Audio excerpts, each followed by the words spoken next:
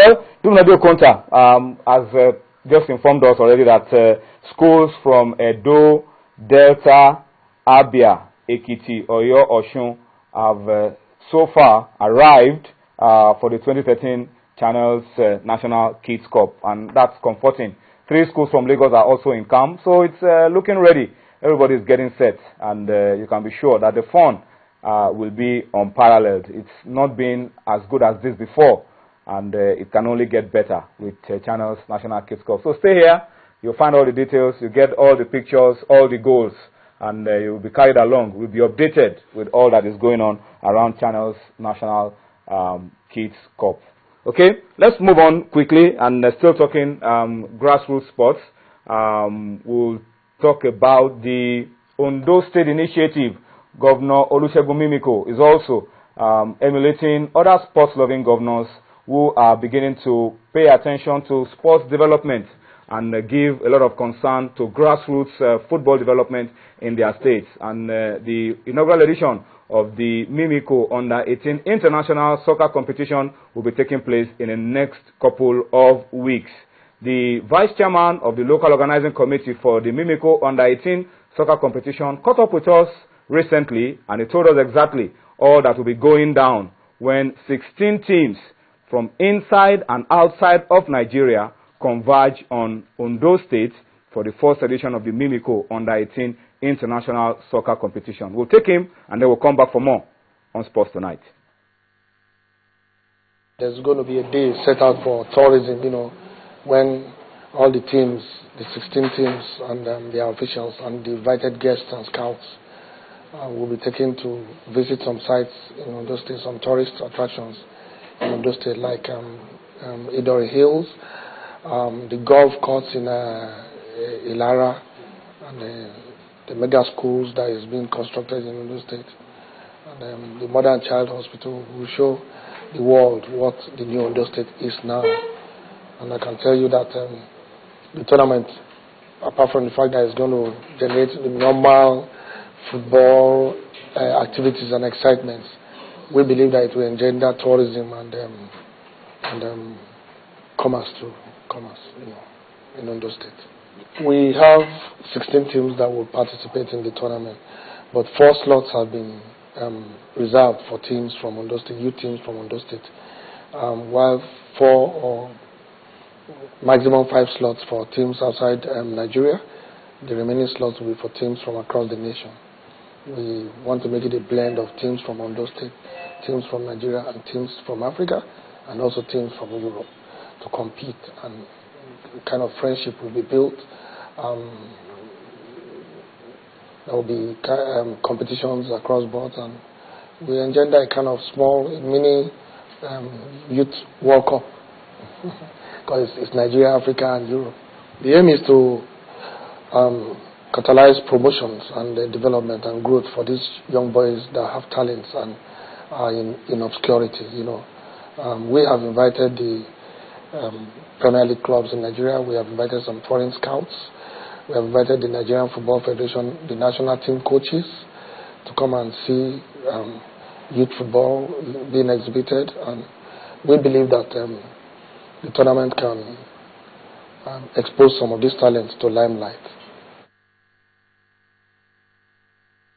All right, that's Akin Akinbobola, Vice Chairman, Local Organizing Committee for the Mimiko Under-18 International Soccer Competition that will be taking place in Ondo State in the next couple of days. We will update you as we get more information around it, and hope that it's also able to contribute hugely to football development, not just in Ondo State, but in Nigeria as a whole. Okay, let's go on Sports Tonight. Very shortly, we will update you with what happened over the weekend in the Nigerian Professional Football League and in the National League. But before I go into all of that, let me introduce to you my guests on Sports Tonight. 2 of them actually. And anytime Ondo Popo comes on Sports Tonight, there are issues, real issues, agitations. And it's not going to be any different tonight. But Ondo Popo, good to have you on Sports Tonight this Monday. Thank you very much. And of course, you're not alone. You're always there with the player. And Tayo Abiodun is also on the show tonight. Tayo Abiodun is a footballer and he played for Aqua United. Are you currently attached now? Not attached now. Not attached. But you played for Aqua United a couple of seasons ago. Yeah. All right. So, Ondo Popo, good to have you on Sports Tonight. I know anytime you come and you're here with papers and figures and millions, hundreds of millions of naira, there are issues around player welfare, outstanding debts, arbitration judgments, and all of that.